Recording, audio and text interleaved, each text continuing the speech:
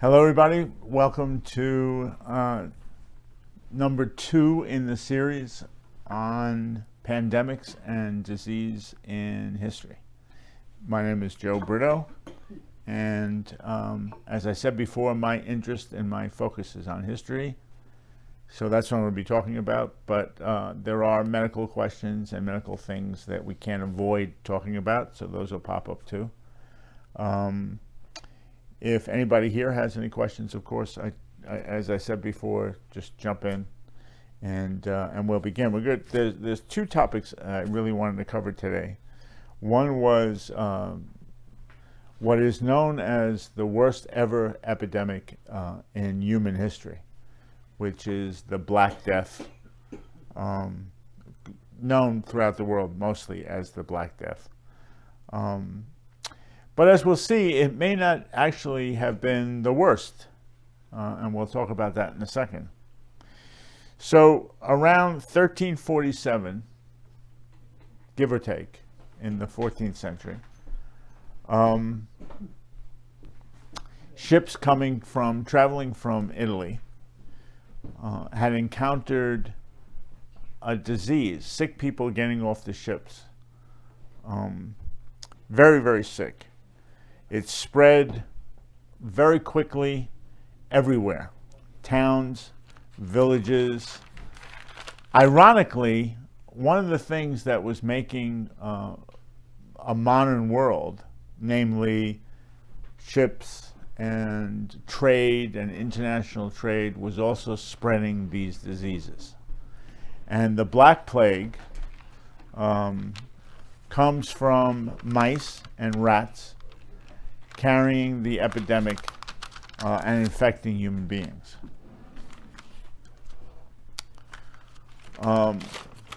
Plague chronicles began to appear. I wanted to show you this. One of the most significant plague chronicles was written by this man, a guy by the name of Boccaccio, and you can see his dates, 1313 to 1375. He was a humanist, he was a writer, and he began to observe what was going on all over in Italy in particular, and he made some drawings of it and he wrote about it constantly. You can go to the next one. I'm not sure what it is. Another writer, because remember, this is happening now, it's spreading all over the world. So we're not just talking about Europe, we're talking about Asia, India, the Middle East, etc., etc. Ibn al-Khatib, a physician. Yes, there were physicians in those years, and mostly at this time in the Middle Ages. And historians still call this period the Middle Ages. We're always wondering about what's going to happen as we go along. Are the Middle Ages always going to be called the Middle Ages, no matter how far we go? But for right now, that's still what we're calling them.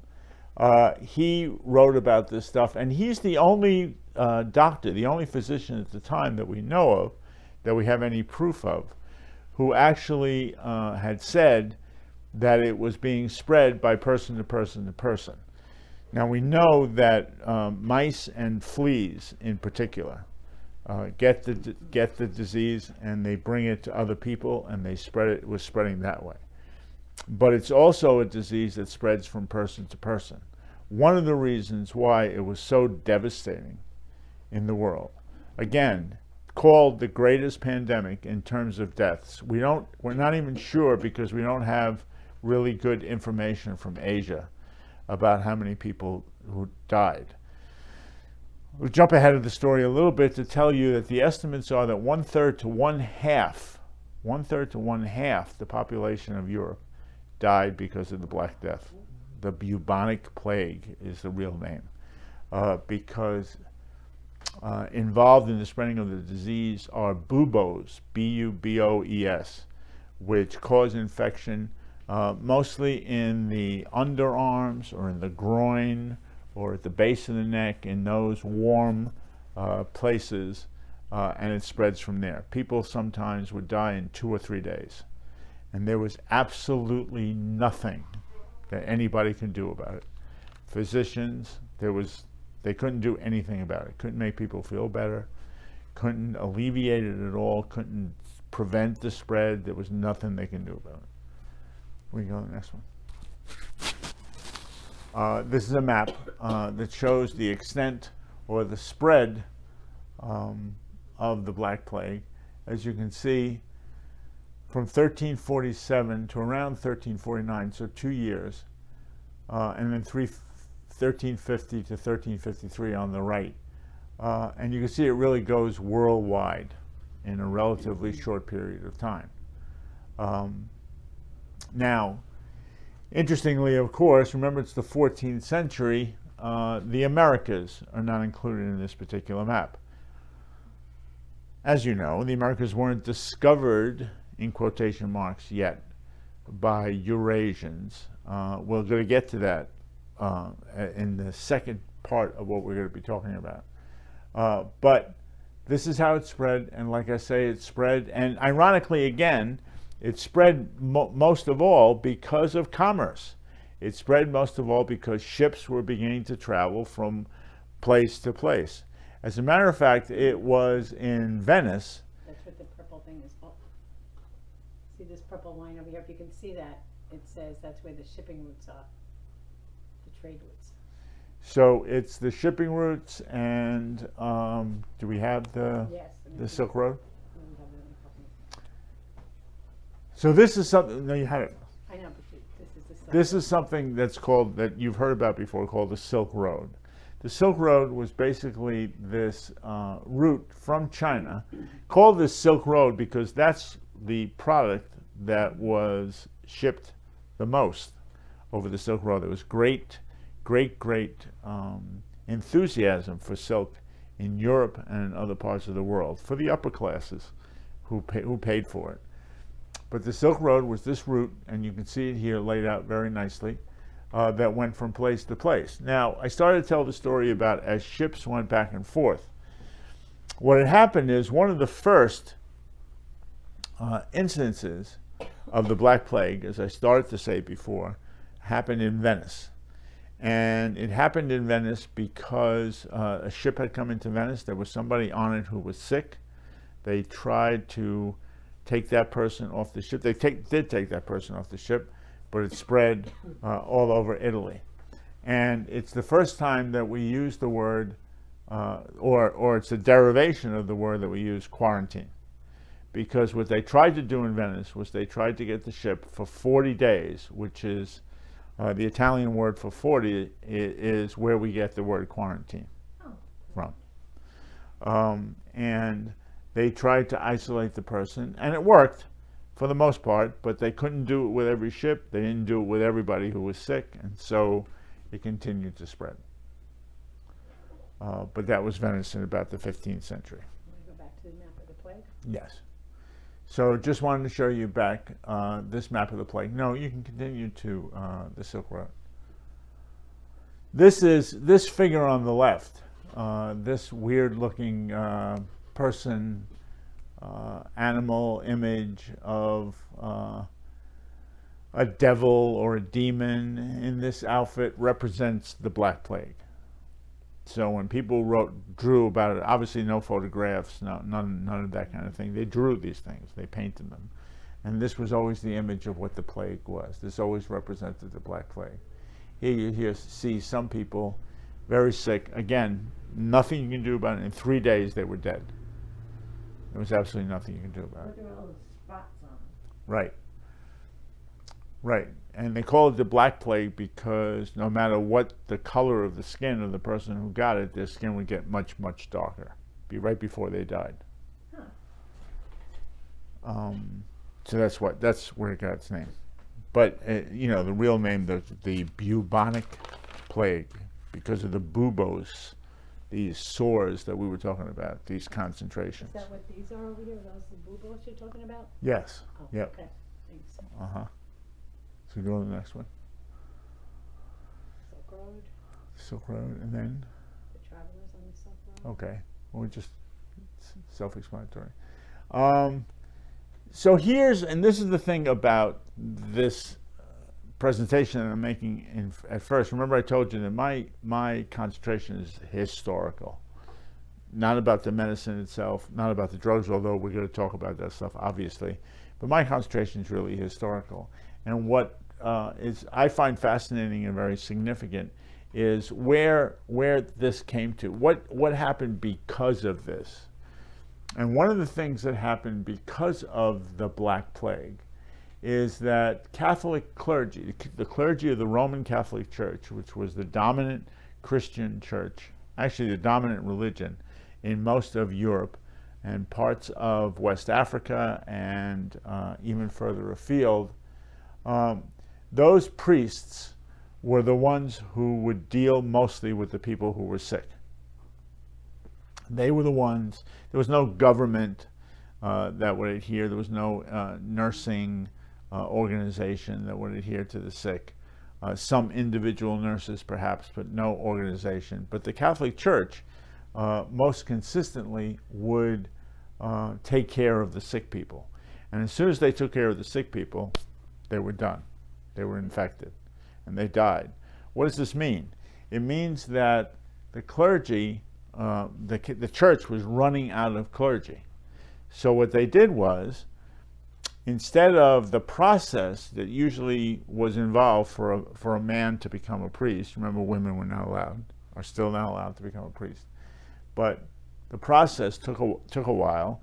They were starting to shorten the process, and as a result, they got men to become priests who really weren't particularly good at it, or who were not educated enough.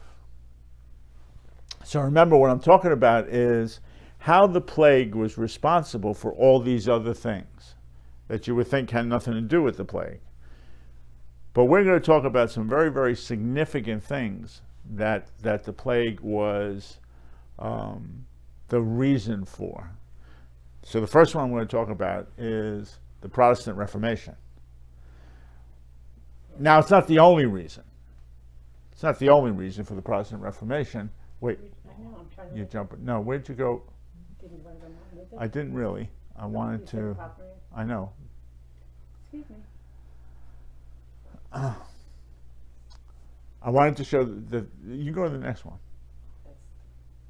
Yeah, what's up with that? The other thing I wanted to talk to you about in terms of what the methods that were used by priests and by others at this time. One of the main methods that was used by doctors, or what they would call doctors at the time, was a method called trepanation. And trepanation, by the way, and here's a little bit, who might be a scary part, trepanation is still used in some circumstances. But trepanation is basically, as you can see here, a guy making a hole in a person's head and letting out the bad humors, the bad fluid, whatever it was that they believed might have been causing the sin. I mean, the disease. It's used now differently than it was then, and it's used very rarely. I don't want you to think that, next time, God forbid, you have to go to the hospital, they're going to put a hole in your head. They don't usually do that. But that was a method they used a lot. You can go to the next one. Well, we did this already. Okay, next then. Okay. Well, we're going to talk about him in a second, so wait for him. Wait on him. This is the next thing we're going to talk about.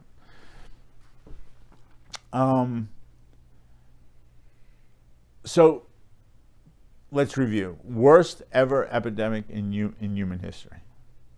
But put an asterisk next to that for a second. Secondly, people were dead within 2 or 3 days. They couldn't stop it. They couldn't cure anybody. To remember, now, I don't like to use this, but some of you may know this. You remember Monty Python? Oh, yeah. Okay. Monty Python had this routine, this bit they used to do all the time. Do you know what I'm talking about? About the plague. Where they would have people coming through with wagons through a village going, "Bring out the dead, bring out your dead." Do you remember that? Yep. Well, I mean, that they did it for comedic reasons, but there was a system like that. There were some people who didn't get as sick. Why? We're speculating. Some doctors today think that they either got a lesser, although we don't know how this would have happened, but they would have gotten a lesser version of the plague, or a bit of the plague, or some other disease that actually made them immune to the worst consequences of the plague.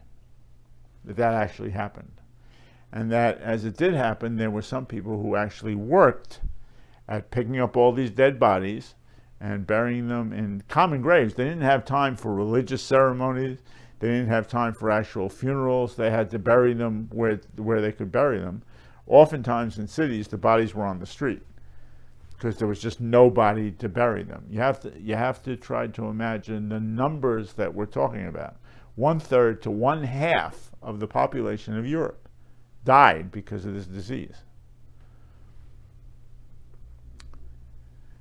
Along comes Christopher Columbus. Now, nobody in Eurasia, Europe and Asia, actually thought about or speculated about another continent all the way out to the west. Nobody. And when I say nobody, I mean maybe they did. We don't know, because there's no evidence that anybody ever wrote or even talked about it. There were legends and rumors about these other places in the middle of the Pacific Ocean. Well, not the Pacific. They didn't know about the Pacific. In the middle of the Atlantic Ocean or other seas. But nobody ever talked about continents thousands of miles to the west of what they were used to, Eurasia. Columbus, as you know, Italian, merchant seaman, great sailor, terrible navigator, great sailor, terrible navigator because, and it wasn't entirely his fault, ancient Greek philosophers and scientists had written and had said that the distance from Europe out into the Atlantic was a lot shorter. In other words, they thought, remember, they don't know about America, they thought they knew the world was round, and they knew that if you traveled west out of Eurasia, you would eventually get, out of Europe, you would eventually get to Asia. They knew that. Especially sailors. Sailors knew the world was round by a very, very simple method. When they were sailing, if they saw a ship in the distance, they would notice that the ship got bigger and bigger as it came close to them.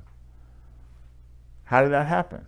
They saw the tip of the ship, and then it got bigger and bigger, and they saw the whole ship. Well, because they were coming around a curve. The world was round. And so they saw the tip of the ship, and then it got bigger and bigger and bigger as it got close to them. Do you know what I mean? So they knew that. What they didn't know, again, was that there was any other continent between Europe and Asia. And B, they didn't know the distances very, very well. Because of these Greek philosophers that they depended on, who were wrong about the distances, a lot of people would not even make the trip across the ocean. Columbus believed he was a sailor with a lot of experience. He was a ship captain, and he was good at it. But he thought if he traveled to the west, he would get to Asia a lot faster, because he thought it was like half the distance. Because, not entirely his fault, because of these Greek philosophers who had talked about it beforehand. Anyway, you know the story. He goes around, he's looking for somebody to actually fund his experiment. He finally finds the king and queen of this newly unified Spain, Ferdinand and Isabella, remember the names. He gets the money from them. She sells her jewels. Yes, that part of it is true. She sells the crown jewels. It was not all of it.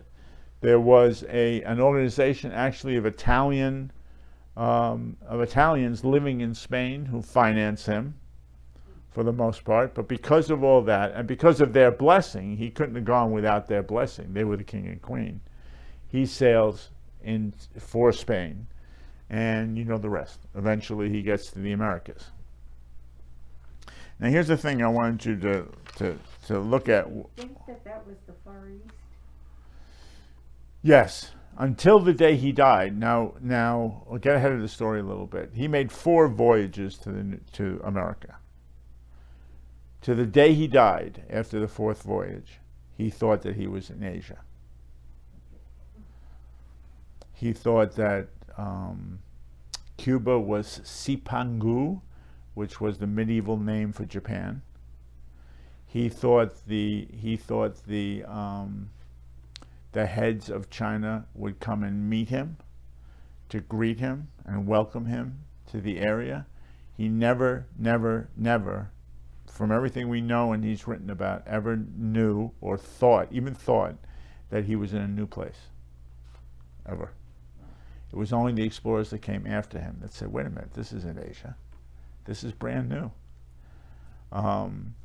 He thought that there was certain flora and fauna that looked like things he had heard about. I don't think he had ever been in Asia, although he did travel a lot around by ship. But he thought that it looked familiar. He was convinced he was in Asia.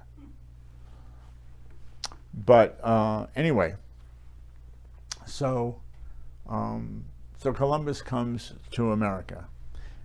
But when Columbus comes to America, he brings, and this is something that is very fascinating to me, and I have to ask Gail to make sure I don't talk completely about all of this, but there's something called the Columbian Exchange, which I think we did a program here one time about the Columbian Exchange.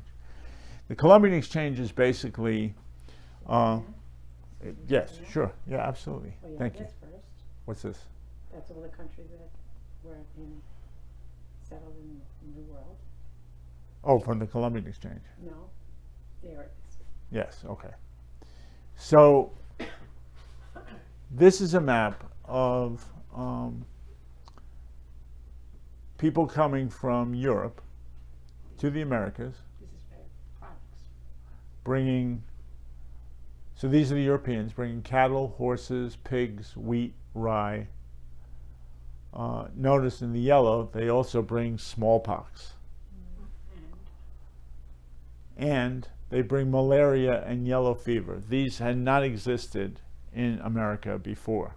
Now, even going back further, there was a time when America and Europe and Asia were all one continent. Remember, they were all one continent for a while. They split up. After thousands and thousands of years, they rejoined with Columbus. And I don't want to say Columbus discovered a new place. I even have trouble saying Columbus discovered a new place. For the Europeans, it was a new place, but the Native Americans always knew where they were. But I like, as one historian once put it, it was one old world meeting another old world and making a new world, because they came together. I like that one better. But anyway, so if you look at the map for a second, this shows you, and there's, again, we did a program on the Columbian Exchange, so we can talk about it for a lot longer, because things like, just briefly, things like chocolate. You like chocolate? Oh, yeah. It didn't exist in Euro-Asia. It comes from America. And the only reason they ever had it was it came from America. Corn, only in America, came to the rest of the world, which precipitated a whole other thing when it came to America. We'll talk about that too. The potato. The potato was a American product, and it would come to Europe and have all kinds of consequences when it comes to Europe. Another story, not what we're talking about here. But anyway, the most significant thing is malaria, yellow fever, the plague, all come to the Americas. So remember I told you before about putting an asterisk next to the fact that the Black Plague was the worst epidemic ever. And it's true. However, Europeans coming to the Americas, North and South, Columbus just came to South America and the Caribbean, but North and South, brought with them these diseases that would kill 90% of the native population of the Americas, especially South America. Less in the north, more in the south. 90%. Now, there was a time when historians used to say that, and others used to say that, well, I'm talking about 20 years ago, 30 years ago, the population in the Americas was probably only 2 or 3 million people before Columbus came there. 90% of 3 million, it's a lot, but it's not more than the plague, it's not more than this, it's not more than that.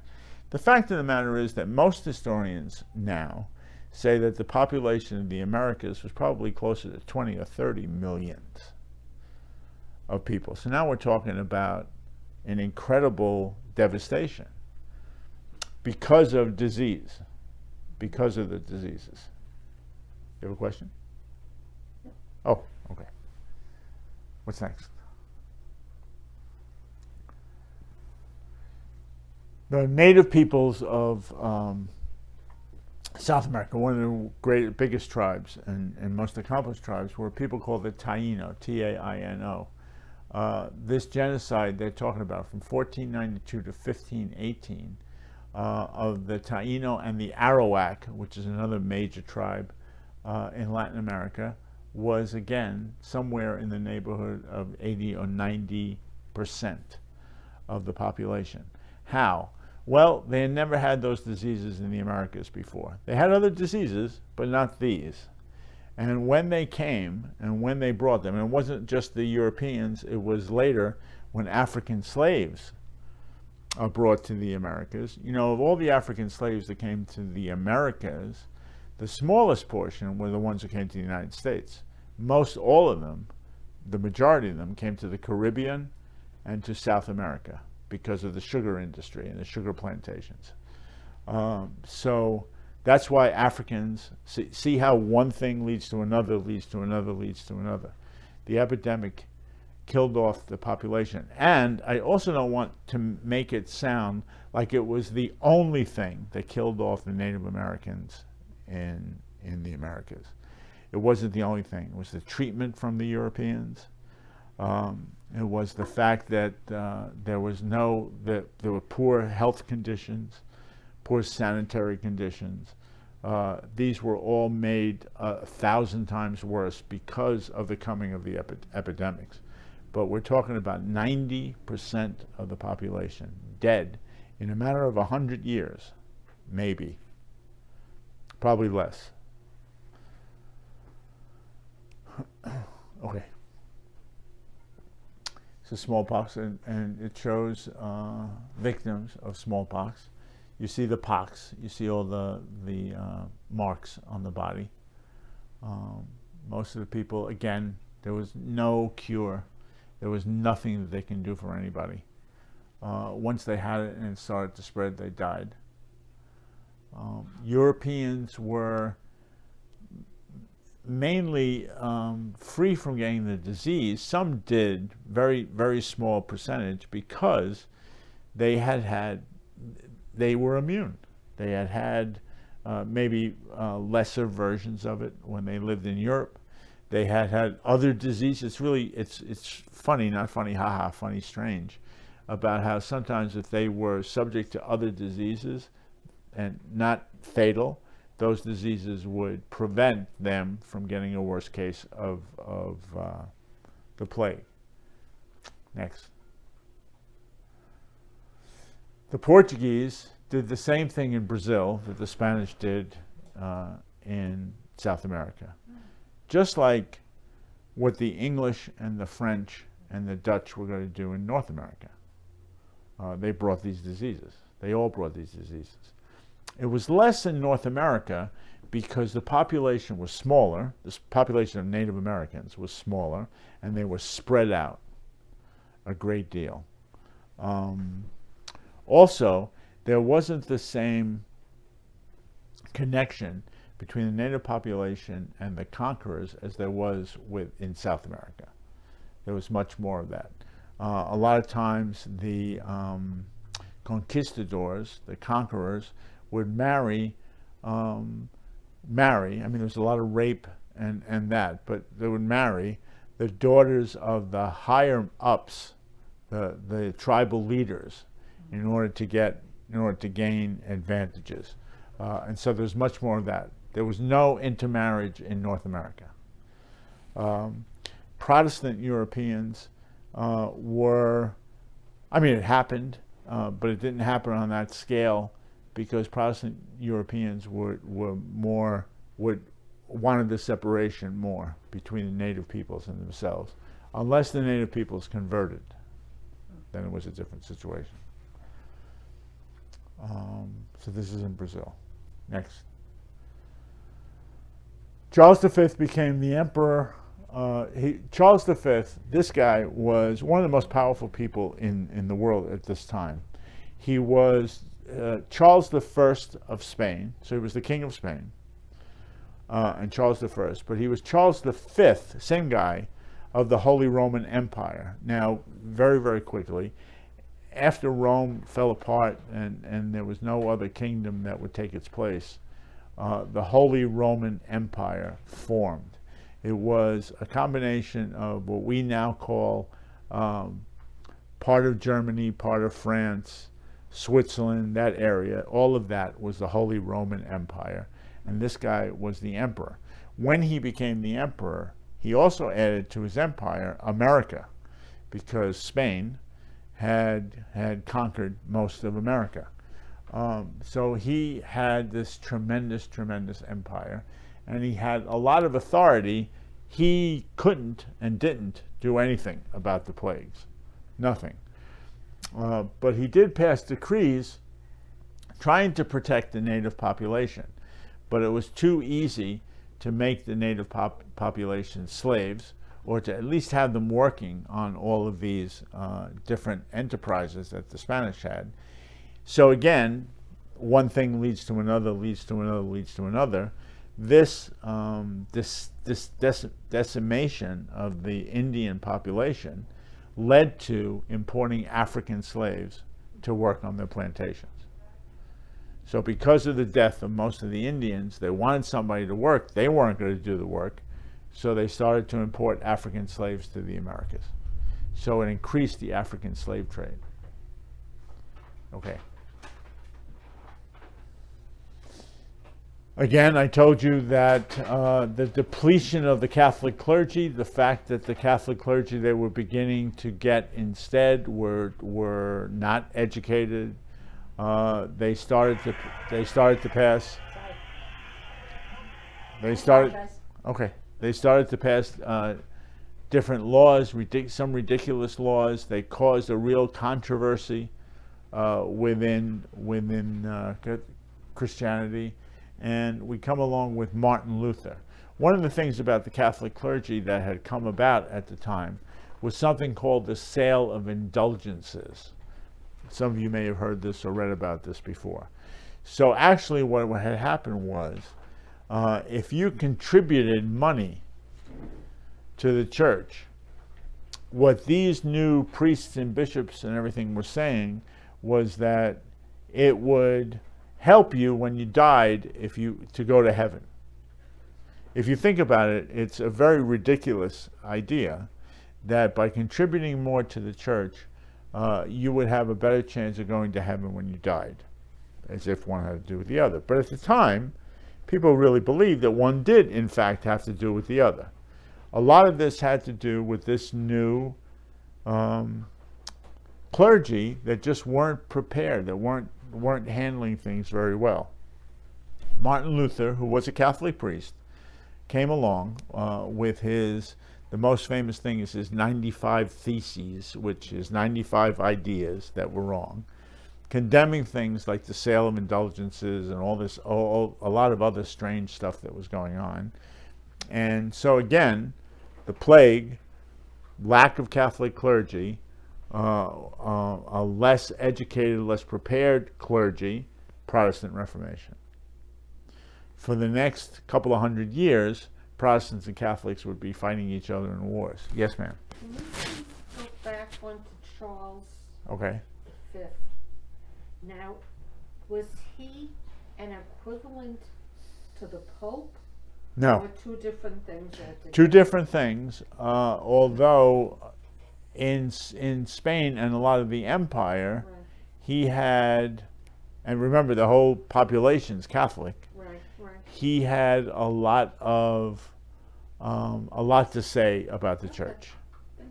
So he was not the He's Pope. not the Pope. Different thing. Totally different thing. But in the midst of this, with the plague and all of these things happening within Christendom, what about the Jews, you might ask? What about the Jews? What about the Good Jews? question. Well, the fact of the matter is that there were Jewish populations in Europe, of course, at this time. And unfortunately, in all the crazy reasons that people would blame for the plague, including God is mad at us, so he sent the plague, it's all the Jews' fault. Of course. So what happens is it lends itself to some really terrible kinds of pogroms against the Jews in Europe during this time. And like anything else, it would happen intermittently. There was no rhyme or reason except for the international thing in Europe about, well, it must be the Jews' fault. So that was happening, and that was perpetrated at this time too. What's next?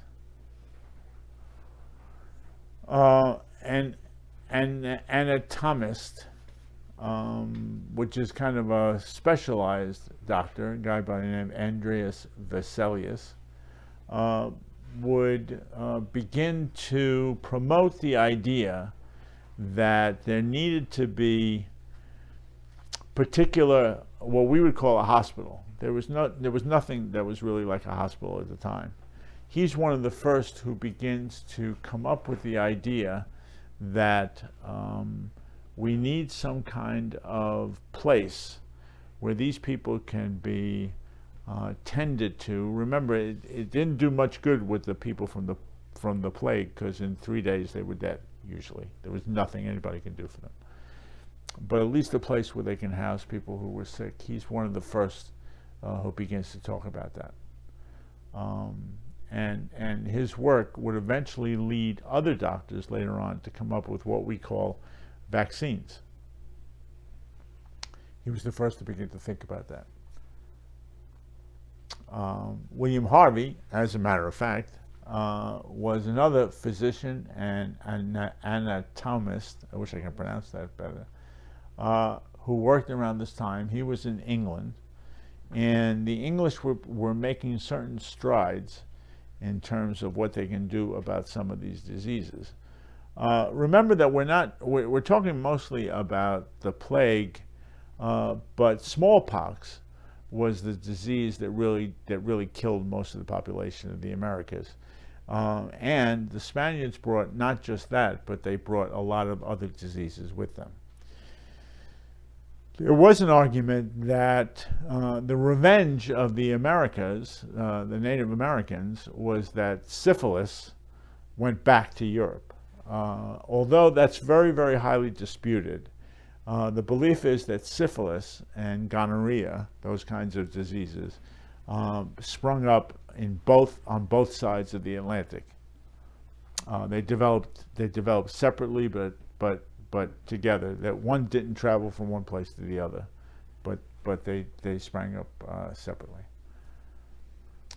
We have here. Okay. So getting back to England, where a lot of this work is being done from doctors, et cetera, they found this hospital called,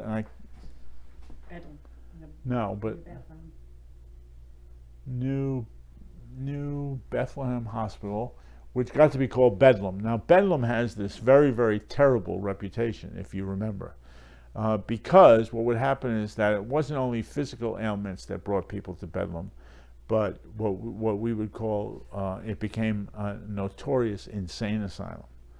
And it was just very, very badly handled. Yeah. we don't see many women involved in a lot of the medical stuff at this time. I keep on walking to the left. We don't see many women involved in medical stuff. This is an exception. Her name wasn't, she was an upper class woman, and it's probably why she could do some of this stuff. But Lady Mary Wortley Montague, who also began to develop funds to contribute to certain hospitals that were being built or thought about at this time. We begin to see, we're talking about now the 17th century, the 1600s. So it's progressed a little bit. It's very slow. It's very, very slow at this time. But there is hope around the horizon, so to speak. Ready? Yeah. Probably one of the most significant early doctors that we're going to be talking about, because we're going to be talking about a lot of others in the next two sessions, physicians in particular, but this guy was one of the earliest ones, Jenner. He was responsible eventually for what we would call vaccination. Let me back up for a second. When we started talking about this and the lack of doctors and the lack of hospitals and the lack of that kind of modern medical intrusion, I emphasize, and I want to re-emphasize, it's not like there weren't healers before this. And I would call them healers rather than doctors, because that means something else to us. There were healers in all this time. There were people who really, really tried to make life better for the people who were sick, who really tried to, like the trepanation, they had those kinds of things, a lot of folk remedies. There were people who tried to do that and to fix things. He was an actual physician and a scientist who would, like I say, eventually come up with vaccinations. And vaccinations would really turn a lot of these diseases around as we go along. I wanted to stop here for this because we're going to get into modern times. I want to recapitulate, I guess, the spread of the Black Plague in particular, but other diseases to the Americas, and how those two things, ship and travel and more what we would call modern economics in terms of that, and the very dark side of it, that it spread all of these other things all over the world. I want to emphasize that, and I want to emphasize the death and destruction, not only of the plague, the Black Plague, the second iteration of the Black Plague, because remember, Justinian's plague and all those were the bubonic plague, but they were just different aspects of it. So I wanted to do that. Any questions or comments, observations? Did the plague ever end? I mean, was there ever a time when... So eventually it ended. Let me take that back. Eventually, the Black Plague would end, that second iteration of the plague. But it strikes again about 40 or 50 years, 60 years later. Is it gone? Not entirely. Is it very, very much more subdued? Yes, because the people who survived have antibodies of it, and they start to spread those to their children and grandchildren, and so the plague kills less and less. Is it still around? Yes, minutely, but still around.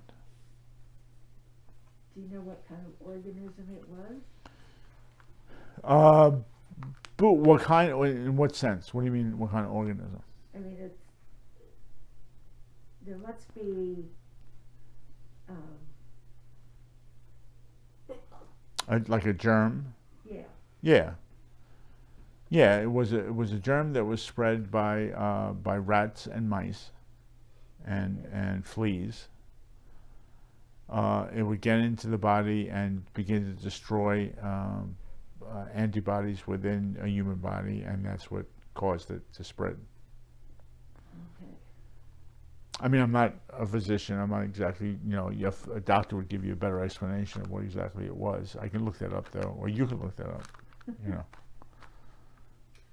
What kind of institutions did these physicians go to in the 15th and 16th centuries that made them physicians? Well, that's what I'm saying. They weren't physicians in the sense that they went to medical school. They were physicians in the sense that they studied healing. Mm-hmm. They tried different techniques that were used. They tried to learn about the human body. They probably did dissection, which was illegal in the Catholic Church. You were not allowed to dissect the body for the longest time, but people did it. And they did it to learn more about the body. So they were people on that level who studied what they could, experimented a lot. It was better than nothing. It was literally better than nothing. Mm-hmm. And so that's how they developed. Okay, thanks. Yep.